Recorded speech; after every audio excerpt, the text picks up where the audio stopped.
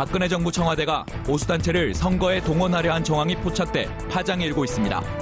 해당 문건은 지난해 1월 작성된 것으로 문건에는 총선을 앞둔 상황에서 보수단체들이 힘을 모아 정부 지원 세력 역할을 충실히 하도록 독려하라라는 취지의 지시사항과 함께 자유총연맹, 바르게 살기 운동협의회 등 보수단체 이름이 명시된 것으로 전해지고 있습니다. 정부가 선거에 개입하는 불법 행위를 아무 거리낌 없이 자행했다는 대목으로 직권남용죄에 해당됩니다. 실제 박근혜 정부 청와대가 보수단체들과 유착관계를 이뤘다는 의혹은 끊이지 않았습니다. 특히 크게 문제 제기가 된 부분은 관제 데모 지시입니다. 청와대는 정경련을 통해 보수단체들의 수시로 돈을 지원한 것은 물론 국정역사교과서 행사 참여, 세월호 특별법 반대 서명운동 등 어떤 주제와 방식으로 집회를 열 것인지도 구체적으로 간섭해온 것. 자유총연맹 전직 간부는 검찰 조사에서 관제 데모에 대한 구체적인 지시는 박근혜 정부가 처음이라며 상당한 부담감을 느꼈다고 밝히기도 했습니다.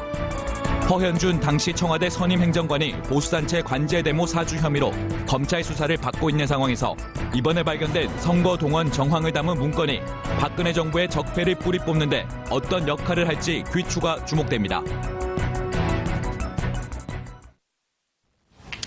7월 20일 목요일 정봉주의 품격시대 두 번째 이슈 들어갑니다.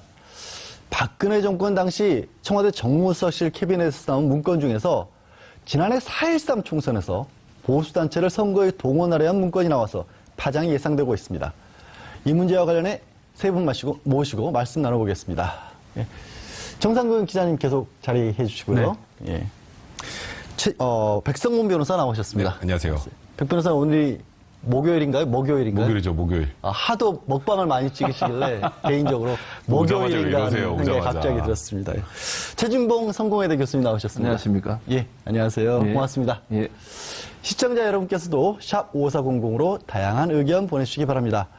페이스북 라이브로도 시청하실 수 있습니다. 정 기자님. 네.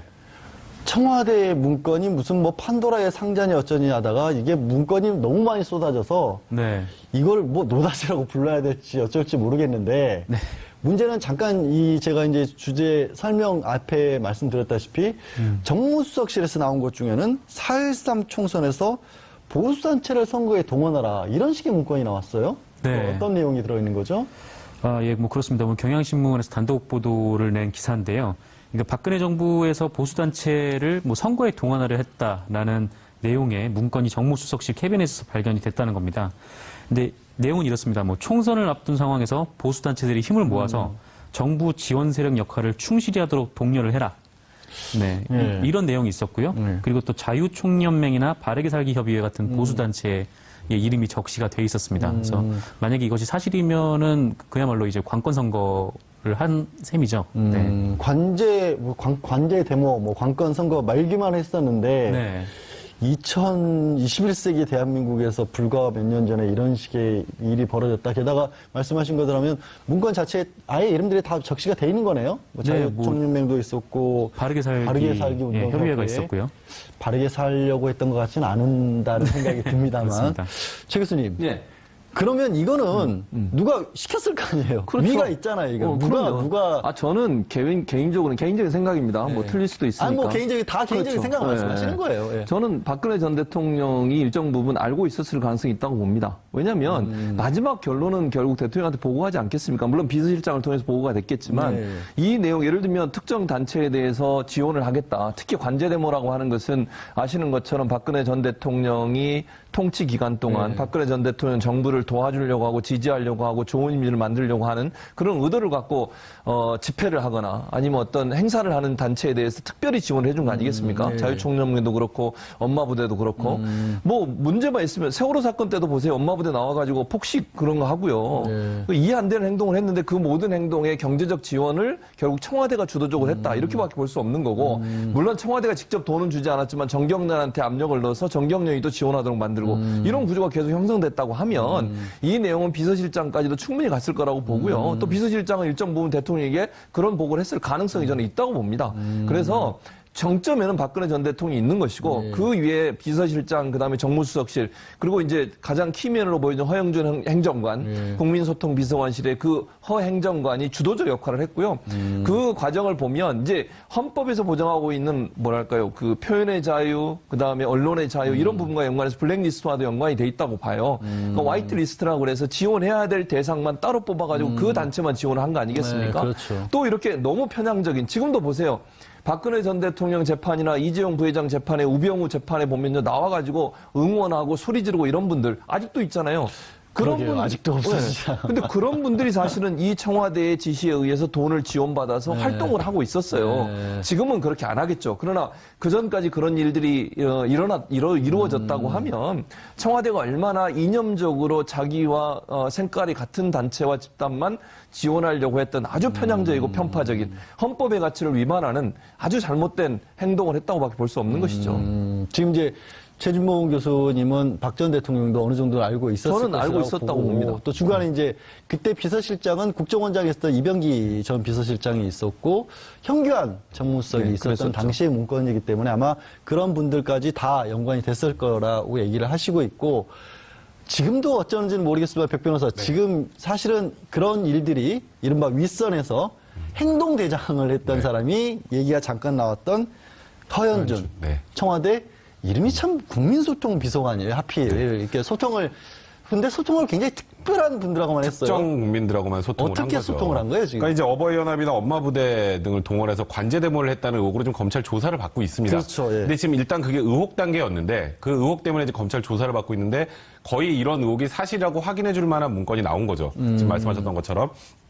근데 물론 이 문건의 내용을 전반적으로 다 우리가 확인하지 못한 상황이기 때문에 뭐 단정적으로 말씀드리긴 좀 뭐하지만 어쨌건 4.13 총선에서 보수단체를 이용해서 이제 4.13 총선에 좀 지원을 하려고 했던 그런 정황이 나왔다라는 건 말 그대로 이거는 관권 선거를 한 거나 마찬가지 상황이 되죠. 이게 만약에 그 당시에 밝혀졌다고 한번 가정을 해보죠. 이거 누가 책임지죠? 그거 누가 법적으로 뭐 그렇기 때문에 아무나 이 얘기를 시작할 수 없는 거예요. 그래서 그냥 정무수석실에서 그냥 우리가 자발적으로 판단해서 결정할 수 있는 내용이 아닙니다. 지금 최진봉 교수님 말씀하셨던 것처럼 이 최윗선에서 지시가 있거나 최윗선의 동의가 없이 이걸 진행을 한다는 거 나중에 문제되면 어떡하려고요.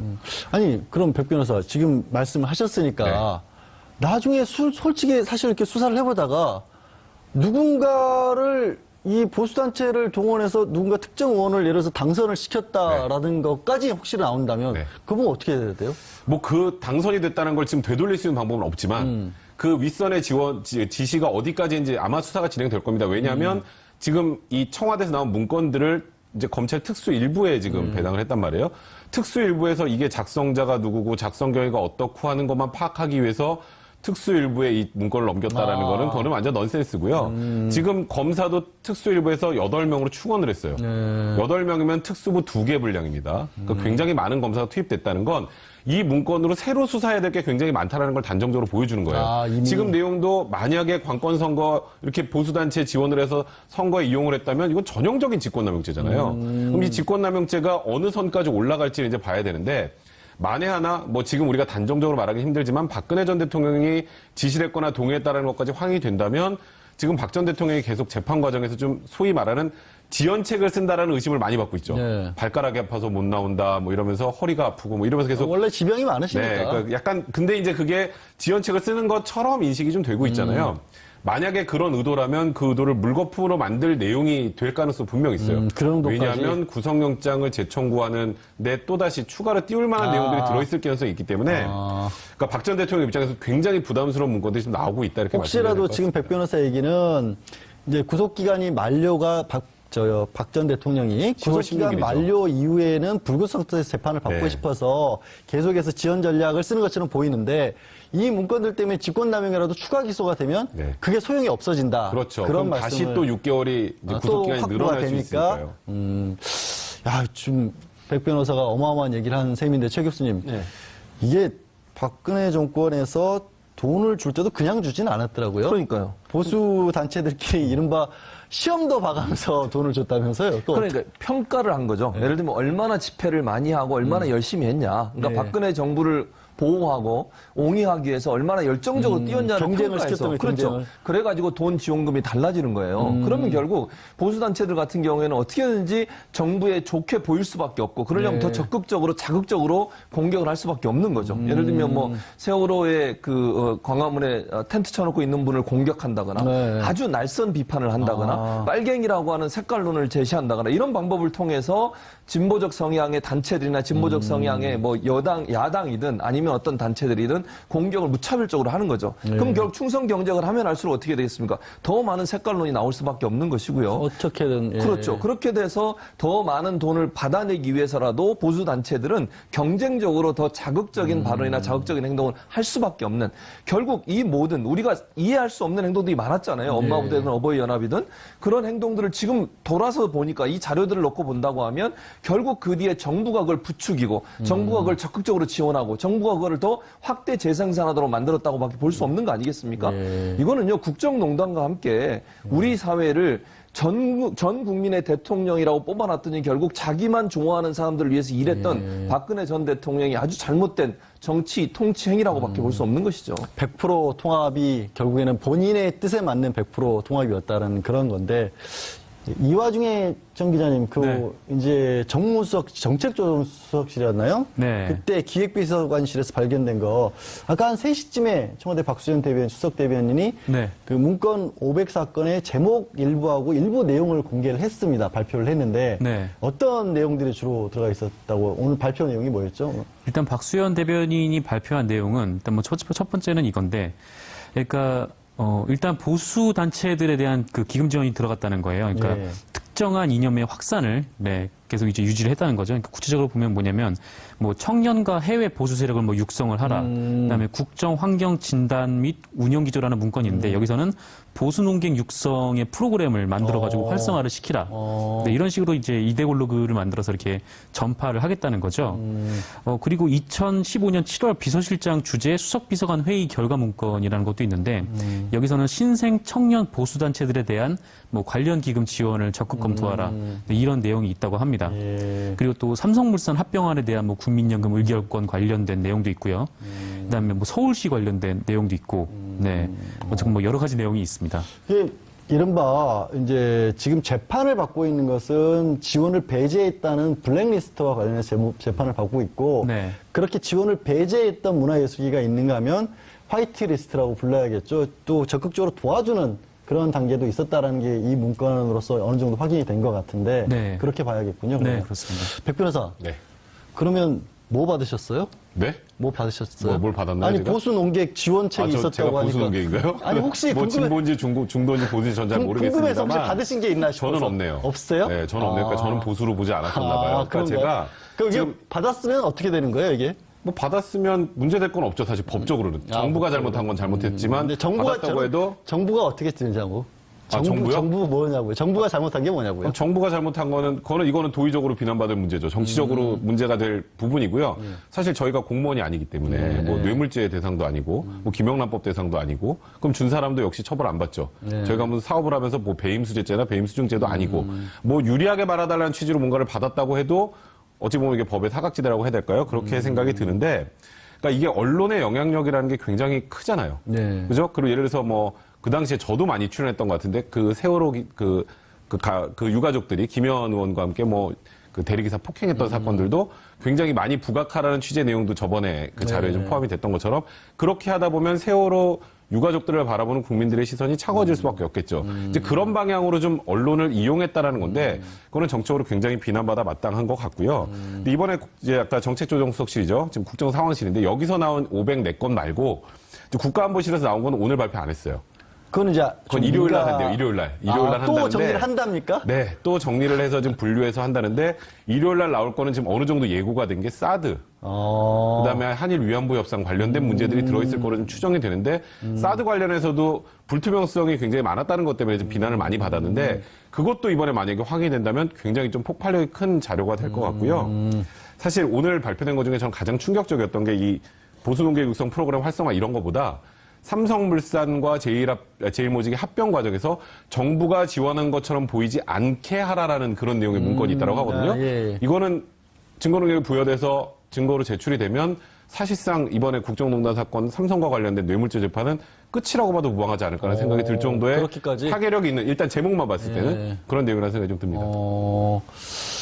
제가 이제 뭐 질문 드리면서 초반에 백 변호사가 뭘 지원받았냐고 한 것은 순수하게 농담이었다는 것을 시청자 여러분들이 오해하실까봐 그만큼 이제 아까 이제 정 기자가 설명을 해주신 게 오늘 이제 박수현 청와대 대변인이 발표를 하신 내용 중에 주요한 내용이 보수 농객을 지원을 하라. 그래서 청년들을 해외 육성까지 한다. 그러니까 이게 국가가 국민들의 머릿속까지 들어가서 무슨 생각을 할지까지도 주입을 하려고 시도를 했었다라는 부분이 드러나는 게 하도 충격적이어서 제가 백 변호사한테 이제 농담 삼아 가볍게 하는 거 오해하지 마시기를 부탁드리고요.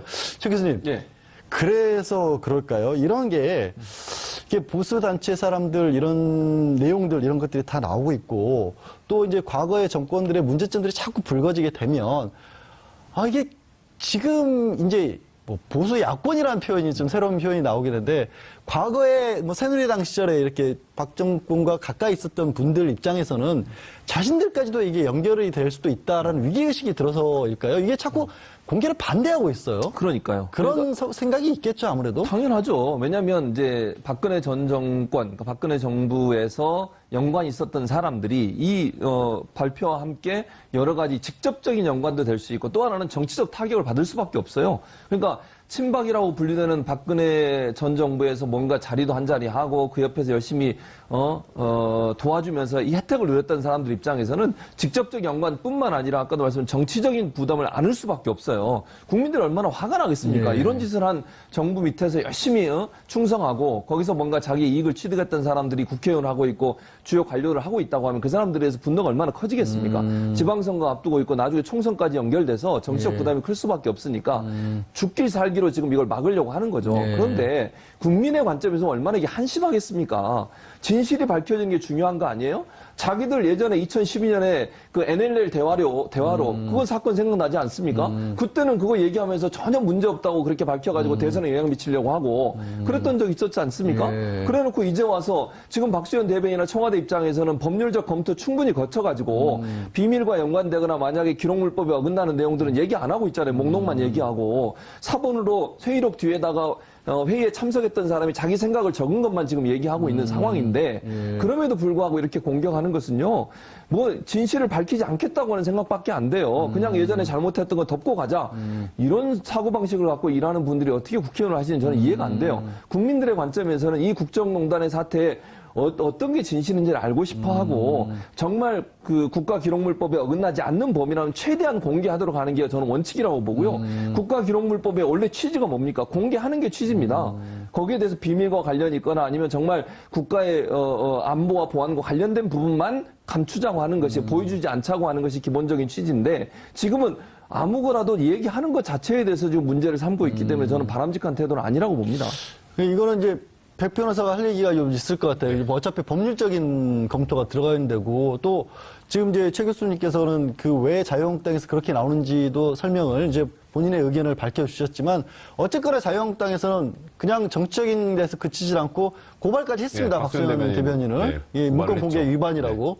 어떻게 보세요? 어떻게 될 것 같습니까? 이 상황 전개가. 결론을 말씀드리면 정치적 불안감의 표현. 정치적 이런 불안감의 생각이 표현? 듭니다. 사실 뭐 변호사님이시니까 잘 아시겠지만 법적으로 문제될 거 거의 없거든요. 왜냐하면 지금 공무상 비밀 누설 제가 하는 게 중요한 게 아니라 시청자분들이 아셔야 그래서 돼요. 지금 말씀드리려고요. 이제 공무상 비밀 누설죄하고 그다음에 대통령 기록관리법 위반 두 가지 가지고 이제 고발을 했는데 공무상 비밀이라고 볼 수 있는 지금 자료는 아닙니다. 그리고 유심히 살펴보시면 박수현 대변인이 내용을 쭉 읊어주는 게 아니라 제목만 얘기하잖아요. 이게 안에 내용까지 전부 공개를 하게 되면 진짜 대통령 기록물관리법 위반이나 공무상 비밀누설죄에 해당할 소지가 있기 때문에 청와대에서도 민정수석실에서 처음 나온 자료를 7월 3일 날 나왔음에도 불구하고 11일간의 법률 검토를 거쳐서 그러니까 과거에 NLL 대화로 그 사건 관련해서도 결국 그 대통령 기록물관리법 위반이라고 인정이 안 됐죠.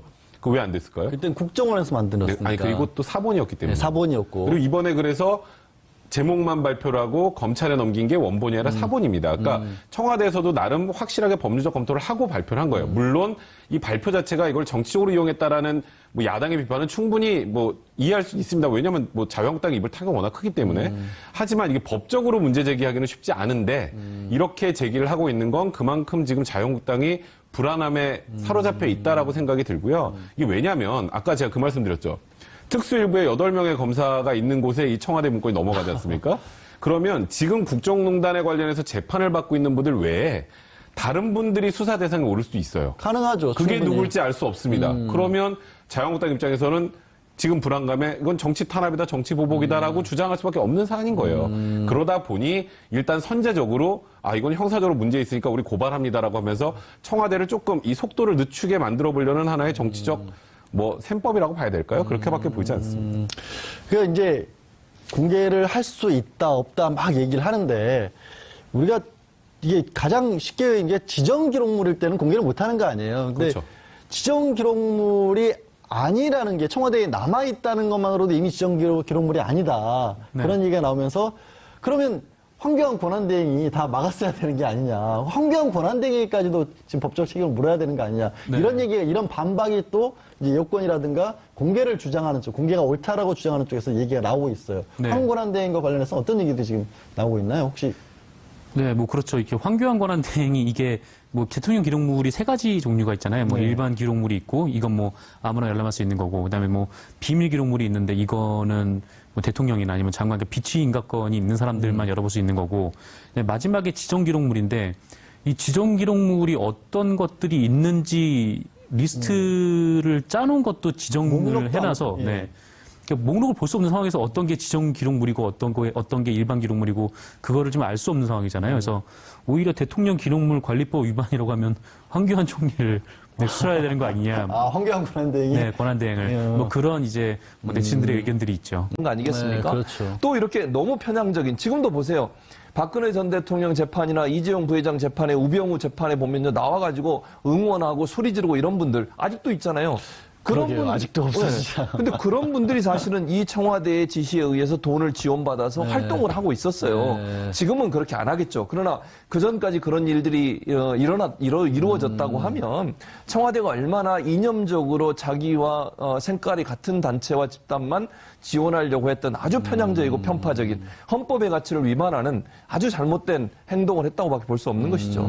지금 이제 최진봉 교수님은 박 전 대통령도 어느 정도 알고 있었을 저는 알고 것이라고 있었다고 보고, 봅니다. 또 중간에 이제 그때 비서실장은 국정원장에 있었던 이병기 전 비서실장이 있었고 현규안 정무수석이 네, 있었던 그랬었죠. 당시의 문건이기 때문에 아마 그런 분들까지 다 연관이 됐을 거라고 얘기를 하시고 있고 지금도 어쩌는지는 모르겠지만 백 변호사 지금 사실은 그런 일들이 이른바 윗선에서 행동대장을 했던 사람이 얘기가 잠깐 나왔던 허현준 네. 청와대 이름이 참 국민소통 비서관이에요. 하필 이렇게 근데 소통을 굉장히 특별한 분들하고만 했어요. 특정 국민들하고만 소통을 한 어떻게 거죠. 소통을 한 거예요, 지금? 그러니까 이제 어버이연합이나 엄마부대 등을 동원해서 관제대모를 했다는 의혹으로 좀 검찰 조사를 받고 있습니다. 그렇죠, 예. 근데 지금 일단 그게 의혹 단계였는데 그 의혹 때문에 이제 검찰 조사를 받고 있는데 거의 이런 의혹이 사실이라고 확인해 줄 만한 문건이 나온 거죠. 지금 말씀하셨던 것처럼.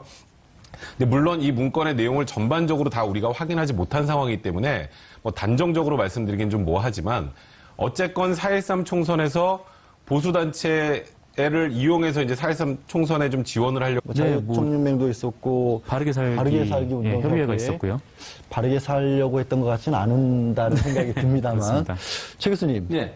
그러면 이거는 누가 시켰을 거 아니에요. 그렇죠. 위가 있잖아요, 이거. 그럼요. 누가. 저는 개인적인 생각입니다. 네. 틀릴 수도 있으니까. 아니, 개인적인 그렇죠. 생각 말씀하시는 예. 거예요. 예. 저는 박근혜 전 대통령이 일정 부분 알고 있었을 가능성이 있다고 봅니다. 왜냐하면 마지막 결론은 결국 대통령한테 보고하지 않겠습니까? 물론 비서실장을 통해서 보고가 됐겠지만 네. 이 내용 예를 들면 특정 단체에 대해서 지원을 하겠다. 특히 관제대모라고 하는 것은 아시는 것처럼 박근혜 전 대통령이 통치 기간 동안 박근혜 전 대통령 정부를 도와주려고 하고 지지하려고 하고 좋은 이미지를 만들려고 하는 그런 의도를 갖고 집회를 하거나 아니면 어떤 행사를 하는 단체에 대해서 특별히 지원을 해준 거 아니겠습니까? 자유총연맹도 그렇고 엄마부대도 그렇고 문제만 있으면 세월호 사건 때도 보세요. 엄마부대 나와가지고 폭식 그런 거 하고요.